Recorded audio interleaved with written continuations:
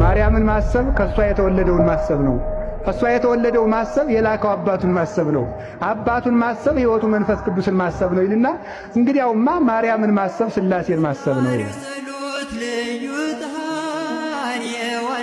ሻማልህሽ የምብርሃ መዓዛሽ ሽትትኸይ ከግሸን ትናፍቂኛለሽ መለወን ተርቢኝ ማለሽ መለወን